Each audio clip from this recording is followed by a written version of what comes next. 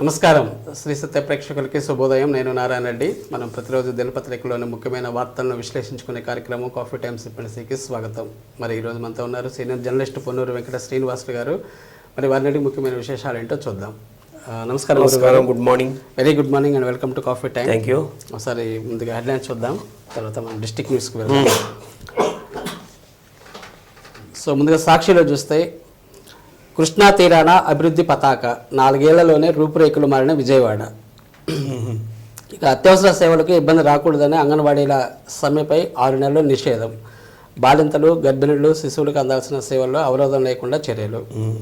ఇక సామాజిక ప్రభంజనం. నెల్లూరు జిల్లా సర్వేపల్లి, కాకినాడ జిల్లా పెద్దాపురం, విశాఖ ఉత్తర నియోజకవర్గంలో ఘనంగా సామాజిక సాధికార యాత్రలు. ఓకే.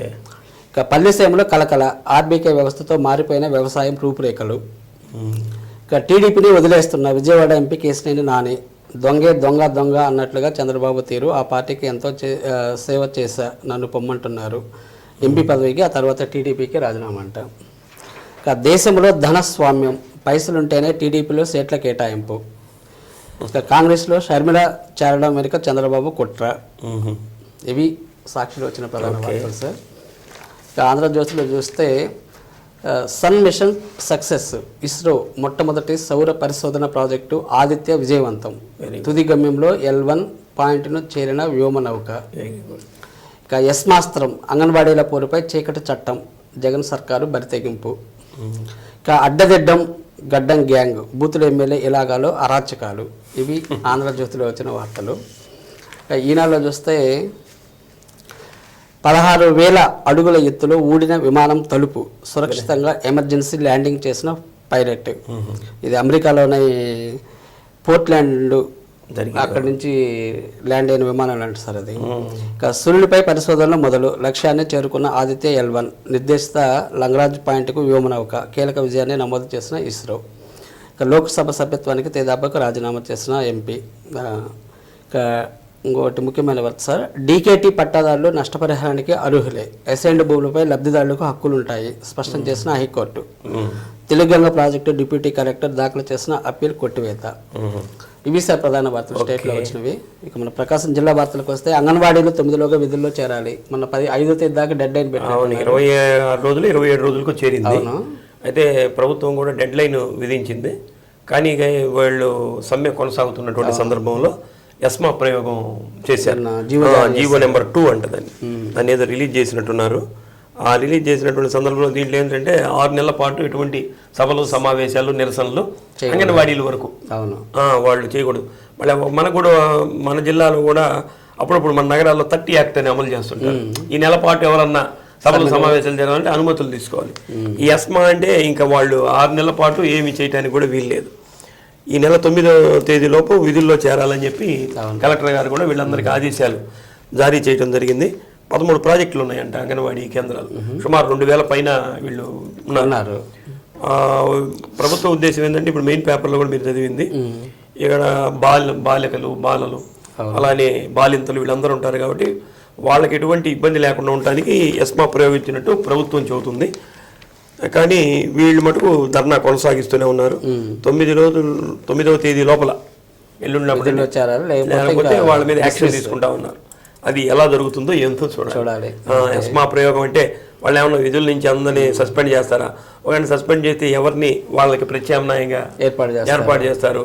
వాళ్ళని ప్రత్యామ్నాయంగా ఏర్పాటు చేసి వీళ్ళు అడ్డుకోకుండా ఉంటారా ఏంటనేది ఏం జరుగుతుందో చూడాలి, భవిష్యత్తులో చూడాలి. చాలా రోజుల తర్వాత ఎస్మా ప్రయోగం ఇప్పుడే జరిగినట్లు.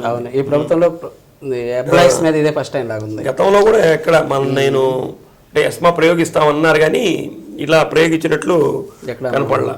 మరి ఎలా ఉంటుందో చూడాలి. ఓకే. ఇక సెల్ ఫోన్ రిపేర్ పై శిక్షణ అంటే సార్ ఎవరు రూట్ సెట్ తెలిసిందే కదా, జిల్లాలో భాగ్యనగర్లో ఉంది. దీనికి సంబంధించి 18 ఏళ్ల నుంచి 45 ఏళ్ల వయసు ఉన్నటువంటి యువతకి దీంట్లో శిక్షణ ఇస్తున్నారు, గ్రామీణ యువతకి. కాబట్టి కావాల్సినటువంటి వాళ్ళు రూట్ సెట్కి వెళ్ళి వాళ్ళ యొక్క దరఖాస్తులు ఇవి చేసుకుంటే చక్కగా దీంట్లో కూడా ట్రైనింగ్ కావచ్చు. ముఖ్యంగా ఇప్పుడు ఆడవాళ్ళకి ఈ బోటిక్ అని ఉంది చూసారా, డిజైనింగ్ చేస్తారు బోటిక్, దాని మీకు శిక్షణ బాగా ఉపయోగపడుతుంది. ఎందుకంటే బాగా కాస్ట్లీ, అవి ఎక్కువ కూడా డబ్బులు వసూలు చేస్తున్నారు. అలానే సెల్ ఫోన్ అనేది ఇప్పుడు ప్రతి వాళ్ళకి అందరి దగ్గర ఉండేదే కాబట్టి ఎప్పుడు అవసరమే. నిన్నేదో నేను చిన్నదానికి వెళ్తే 600 అయింది. అది 600 అవుతుందా దానికని అంటే ప్రశ్నార్థకం, మనకు తెలియదు. మనకి ఏంటంటే మళ్ళీ కొత్త ఫోన్ కొనాలంటే 20,000 దాకా అవుతుంది కాబట్టి దాంతో పోలిస్తే ఇది తక్కువే అన్న ఉద్దేశంతో మనం చేయిస్తాం. కాబట్టి దీనికి మంచి డిమాండ్ ఉంది, నేర్చుకొని ఉండటం మంచిది. చాలా మంచి, సొంతగా పెట్టుకోవచ్చు, లేకపోతే చేసుకోవచ్చు. మంచి డిమాండ్ ఉంది, ఇంట్లో ఉండేనే చేసుకోవచ్చు. ఇదేం పెద్ద ఇది లేదు. ఇక రేపు ఎంపీ మాగుంట శ్రీనివాసరెడ్డి గారు రేపు ఒంగోలు వస్తున్నారు. ఉదయం 8 గంటలకి మాగుంట కార్యాలయంలో అందుబాటులో ఉంటారు. మొత్తం మీద ఆయన ఎంపీ సీట్ మీద కూడా కొద్దిగా ఇవన్నీ జరుగుతున్నాయి, చర్చలు జరుగుతున్నాయి. ఒంగోలులో వైసీపీ మీద ఆయన్ని అనౌన్స్ చేస్తారా లేదా, పార్టీలో ఉంటారా లేదా, ఏదో రకరకాలైనటువంటి ఈ సోషల్ మీడియాలో వీటన్నిటి కూడా వస్తున్నాయి. అందువల్ల రేపు ఆయన వచ్చేటటువంటి కొంత ప్రాధాన్యత సంతరించుకుంటుంది. ఎందుకంటే ఎక్కువ మంది ఆయన అభిమానులు, వాళ్ళ కార్యకర్తలు వీళ్ళందరూ కూడా అక్కడికి వచ్చేదానికి అవకాశం ఉంటుంది. కాబట్టి రేపు మాగుంట కార్యాలయం దగ్గర సందడి వాతావరణం అయితే నెలకొంటుంది. రేపు వారు వస్తున్నారు కాబట్టి మన అభిమానులు కానీ ఎవరైనా ఆయన అభిమానులు ఉన్నటువంటి వాళ్ళు అందరూ ఆయన కలిసేదానికి అవకాశం ఉంది. ఉదయం 8 గంటల నుంచి అందుబాటులో ఉంటారు. మిగతా ఏ కార్యక్రమాలు కూడా ఏం ఉన్నట్లు లేదు. అదే ఏదైనా కార్యక్రమాలు ఉంటే దాంట్లో కూడా పాల్గొంటారు. ఎక్కువ రాజకీయ చర్చ జరగచ్చు దీని మీద. ఇక స్ట్రాంగ్ రూమ్ ఏర్పాటుకు భవనాల పరిశీలన సార్. ఎలక్షన్ కి సంబంధించి స్ట్రాంగ్ రూములు, కౌంటింగ్ కేంద్రాలు ఇవన్నీ కూడా చేర్చాలన్న దాని మీద కూడా జరుగుతుంది. మొన్న ఫేస్ కాలేజీ అను రైజ్ ఇంజనీరింగ్ కాలేజీని కూడా కలెక్టర్ గారు పరిశీలించారు. ఇప్పుడు క్విస్ ఇంజనీరింగ్ కాలేజీని కూడా పరిశీలిస్తున్నారు. అక్కడ అసలు ఎన్ని రూములు ఉంటాయి, రూముల కొలతలు కూడా కావాలంట వాళ్ళకి. రూముల కొలతలు, ఇక్కడ ఎన్ని బల్లలు పడతాయి, కౌంటింగ్ చేయడానికి ఎలా వీలుంటుంది, స్ట్రాంగ్ రూమ్కి ఎలా వీలుంటుంది, వెహికల్స్ వెళ్ళి రావడానికి రూట్ కరెక్ట్గా ఉందా లేదా అన్నటువంటి ఇవన్నీ కూడా పరిశీలన చేయడానికి కలెక్టర్ గారు డిఆర్ఓ గారిని పంపించినట్టున్నారు. డిఆర్ఓ గారు అక్కడ అన్ని పరిశీలన చేసి అక్కడ ఉన్నటువంటి విషయాలన్నింటినీ కూడా కలెక్టర్ గారు దృష్టికి తీసుకెళ్తారట. అది కూడా బాగుంటే దాన్ని కూడా పెట్టేదానికి అవకాశం ఉంది. పెద్ద కాలేజీ, క్విజ్ కాలేజీ అన్నా కూడా కాదు కాబట్టి అక్కడ అన్ని ఏర్పాట్లు ఉంటాయి. మరి సాధ్యాసాధ్యాలను బట్టి వీళ్ళు చూస్తారు. ఎందుకంటే గతంలో రైజు పేస్ కాలేజీని పెట్టారు, రెండు పక్క పక్కనే ఉంటాయి. వాళ్ళ భద్రతా వ్యవస్థ పోలీసులు కూడా ఒకే సిబ్బంది సరిపోతారు. రోడ్డు కూడా ఒకటే, నేషనల్ హైవే కాబట్టి ఎక్కువ మంది జనం గుమ్మికూడేదానికి కూడా అవకాశం లేదు.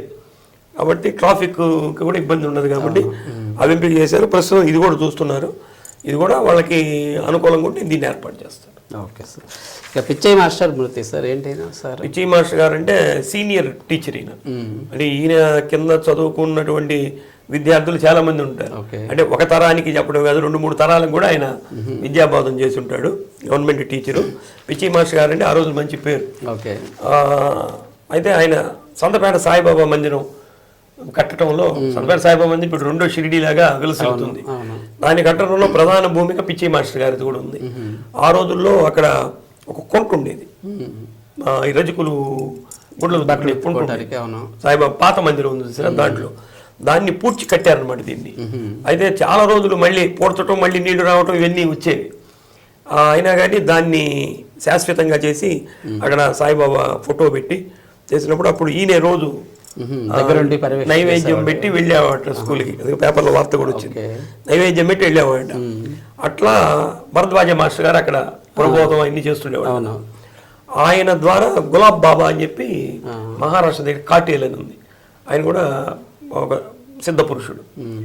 ఆయనతో పరిచయం కావటం, తర్వాత ఆయన భక్తుడిగా మారిపడిన, ఆయన మీద ఆయన జీవిత చరిత్ర పుస్తకాలు అవి కూడా రాశాడు. ఆ పరిచయంతో సంతపేట సాయిబాబా మందిరం ప్రతిష్ట, ఆ కార్యక్రమానికి గులాబ్ బాబా గారు వచ్చి దాన్ని ప్రతిష్ట చేశారు. అటువంటి మాస్టర్ గారు మరణించారు. ఆయన శిష్యులు అందరూ కూడా నివాళులు అర్పిస్తున్నారు. చెప్పింది ఎక్కడ, ఏ స్కూల్లో? Municipal high school, municipal high స్కూల్లో. మీరు ఉండేది కమ్మపాలెం. ఇప్పుడు వీళ్ళందరూ ఆయన శిష్యుల యొక్క దర్శనార్థం వారి భౌతిక ఆయన కూడా ఉంచారట. కమ్మపాలెంలో వాళ్ళ ఇల్లు ఉంది కాబట్టి ఎవరైనా ఆయన శిష్యులు కానీ, తర్వాత ఆధ్యాత్మికవేత్త కూడా వచ్చాడు కాబట్టి చాలామంది ఆ రంగంలో కూడా శిష్య బృందం ఉన్నారు. కాబట్టి ఎవరైనా భౌతిక ఆయన సందర్శించుకునే వాళ్ళు సందర్శించుకోవచ్చు అని చెప్పి వాళ్ళ కుటుంబ సభ్యులు తెలియజేస్తారు. ఏదైనా ఒక మాస్టర్కి అంత పేరు రావడం అనేది వాడు చాలా సింపుల్గా ఉంటాడు, సైకిల్ మీదే వస్తుంటాడు ఆయన. ఈ బజార్లో ఆవులు ఇవి ఉంటాయి చూసారా, వాటి కూడా సంచిలో పెట్టుకొని వాటికి కూడా ఆహారం పెట్టడం, ఇవన్నీ కూడా కొద్దిగా ఆచరించి చూపించేటటువంటి వ్యక్తి. ఇదేంటి సార్ అంగన్వాడీలది హామీలు అడిగితే ఎస్మా ఏందన్నా? వీళ్ళు ఏమంటారంటే అంగన్వాడీలు ఇవన్నీ మేము అడిగినవి కాదు, మీరు ఎన్నికల సందర్భంలో మీరు చెప్పినటువంటి హామీలనే మీరు ఇంకా అమలు చేయపోయేసరికి మీ ప్రభుత్వం అయిపోతుంది, గడువు అయిపోతుంది కాబట్టి మిమ్మల్ని అడుగుతున్నాము. అది మీరు మాకు సమాధానం ఇవ్వనటువంటి సందర్భంలో మేము ధర్నాకి రాకుండా ఉండలేనటువంటి సందర్భం ఏర్పడింది. కాబట్టి మీరు ఇచ్చినటువంటి హామీలనే మిమ్మల్ని పరిష్కరించమని అడుగుతుంటే మా మీద ఎస్మా ప్రయోగించడం ఏమిటని చెప్పి వీళ్ళు కూడా ప్రశ్నిస్తున్నారు. మరి కలెక్టర్ గారు కూడా 9వ తేదీ లోపల చేరమన్నారు. మరి వీళ్ళైతే ఉధృతంగా సమ్మె అయితే చేస్తున్నారు, రకరకాల రూపంలో చేస్తున్నారు. అయితే రేపు 9వ తేదీకి వీళ్ళు విరమించి వెళ్తారా, లేకపోతే ఇంకా దీన్ని ప్రతిఘటించి ఏదైనా ఉంటారా, మళ్ళీ వీళ్ళు కూడా ఏదైనా కోర్టుకు వెళ్ళేటటువంటి అవకాశం ఉంటుందా లేదని మనకు తెలియదు. అంటే గవర్నమెంట్ జీవో రిలీజ్ చేసిన తర్వాత దాని మీద కోర్టుకు వెళ్ళొచ్చా వెళ్ళకూడదా అనేది కూడా అది లీగల్గా ఉన్నటువంటి ప్రొసీజర్ కాబట్టి మరి ఏం జరుగుతుందనేది 9వ తేదీ దాకా మనం వెయిట్ చేయాలి. వీళ్ళు ఇంకా ప్రతిఘటిస్తారా, లేకపోతే వెళ్ళిపోయి డ్యూటీల్లో జాయిన్ అవుతారా, డ్యూటీల్లో జాయిన్ అయ్యి నల్ల బ్యాడ్జీలు కట్టుకొని నిరసన తెలియజేస్తారు, అలా ఏమైనా తెలియజేస్తారని చూడాలి. ఓకే. ఇక పొగాకు రైతులకు వడ్డీ లేని రుణం ఏ బ్యాంక్ సార్ అది? ఇది అన్ని బ్యాంక్ అంటే పొగాకు బోర్డు ద్వారా ఇస్తున్నారు. జనరల్ రైతులకి అయితే మనకు సపరేట్ గా పొగాకు రైతులకి మిచాంగ్ తుఫాన్ కారణంగా జిల్లాలో రైతులు నష్టపోయారని చెప్పి పొగాకు బోర్డు కూడా వచ్చి పరిశీలన చేశారు. పరిశీలన చేసిన సందర్భంలో మన జిల్లాలో 6076 మంది రైతులు దీనివల్ల నష్టపోయినట్టు తెలుస్తుంది. కాబట్టి పొగాకు బోర్డు ద్వారా 10,000 రూపాయలు వీళ్ళకి వడ్డీ లేని రుణం ఇవ్వాలని చెప్పి నిర్ణయించారు. అయితే దీనికి సంబంధించినటువంటి వివరాలు లిస్టు కూడా ఫైనల్ అయింది. ఈ లిస్టులో ఎవరైతే పేరుందో వాళ్ళు కనుక టొబాకో బోర్డులో వాళ్ళ దరఖాస్తు కనుక చేసుకుంటే ఈ 10,000 రూపాయలు రుణం వడ్డీ లేని రుణం ఇస్తారు. మరి ఏ బ్యాంకు ద్వారా ఇస్తారని చెప్పేది వాళ్ళకేదో ఉంటాయి, ట్రాన్సాక్షన్స్ ఉండే బ్యాంక్స్ ఉంటాయి కదా, వాటి ద్వారా ఇప్పించడమా లేకపోతే అన్ని నేషనలైజ్డ్ బ్యాంక్స్కి ఇదేమన్నా ఉత్తర్వులు జారీ చేస్తారా అని చూడాలి. మొత్తం మీద ఒక మంచి అవకాశం. జనరల్గా ఏంటంటే పీడీసీసీ బ్యాంక్ ఇవన్నీ కదా ఎక్కువ రైతులకి వాళ్ళకి ఇస్తారు. మొత్తం మీద వాళ్ళకి ఏ డీలింగ్ ఉంటుందిగా ఆ పొగాకు బోర్డుకి, దాని ద్వారా ఇప్పించేదానికి అవకాశం ఉంటుంది. ఇక ఓఎంసీ ముట్టడికి ఉద్రిక్తం ఏమైంది సార్? ఇప్పుడు ఒక పక్క వీళ్ళు కూడా చేస్తున్నారుగా, మున్సిపల్ పారిశుద్ధ్య కార్మికులు. మున్సిపల్ పారిశుద్ధ్య కార్మికులు సమ్మె చేస్తుంటే వాళ్ళ అంటే ఇది కూడా ఒక రకంగా నగరంలో పారిశుద్ధ్యానికి సమస్య ఏర్పడినటువంటి సందర్భంలో నగరపాలక సంస్థకి ప్రత్యామ్నాయంగా కార్మికులు పెట్టి సమస్యను పరిష్కరించాల్సిన అవసరం ఉంది.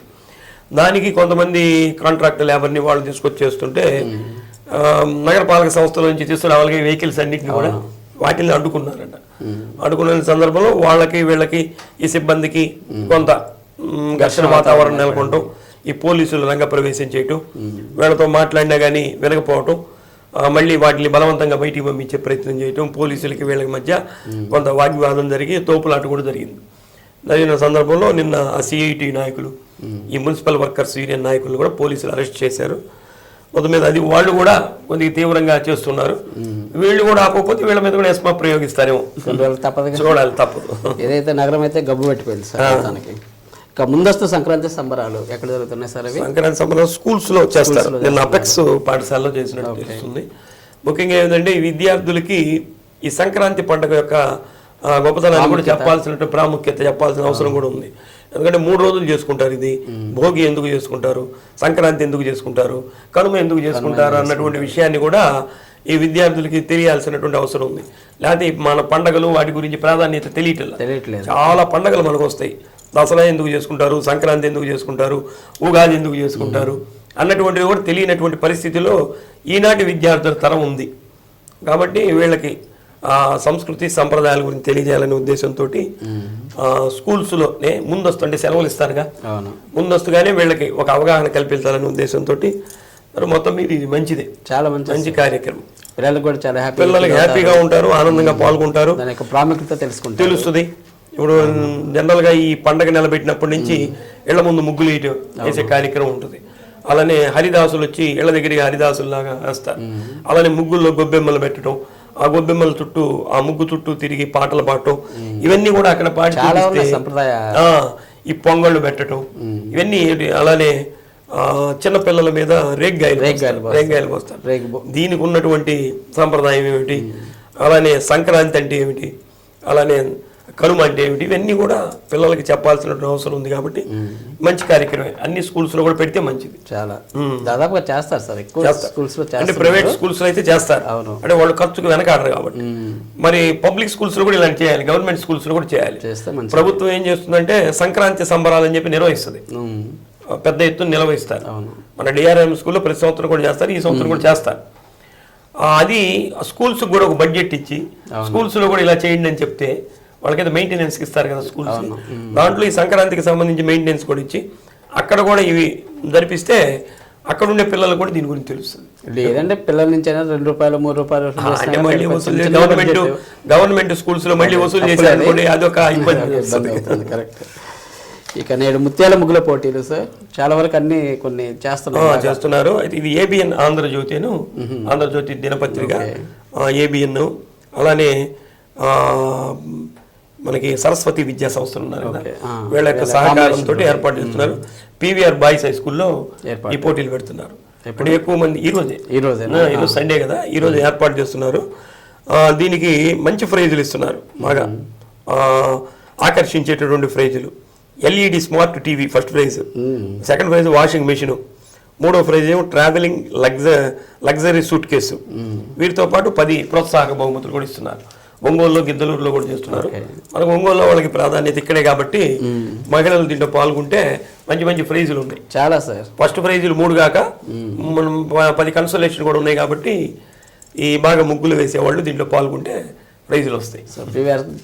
గ్రౌండ్కి వెళ్తే కనువిందుగా ఉంటుంది ముగ్గులతోటి, చాలా బాగా. Okay sir, thank you very much sir. ఈరోజు కొన్ని ముఖ్యమైన అంశాల మీద చక్కటి విశ్లేషణ అందించారు. ఇంకేమైనా ముఖ్యమైన అంశాలు ఏమైనా ఉన్నాయా సార్? అంతే, సహజంగా ఇవన్నీ కూడా జరుగుతూ ఉన్నాయిగా. ఓకే అండి, ఇదండి ఈనాటి కాన్ఫిడెన్స్ డిపెండెన్సీ కార్యక్రమం. తిరిగి రేపు ఉదయం 8:30 ఇదే కార్యక్రమంలో మరిన్ని తాజా వార్తలతో మీ ముందు ఉంటాం. అంతవరకు చూస్తూ ఉండండి సత్య నెట్వర్క్. Thank you.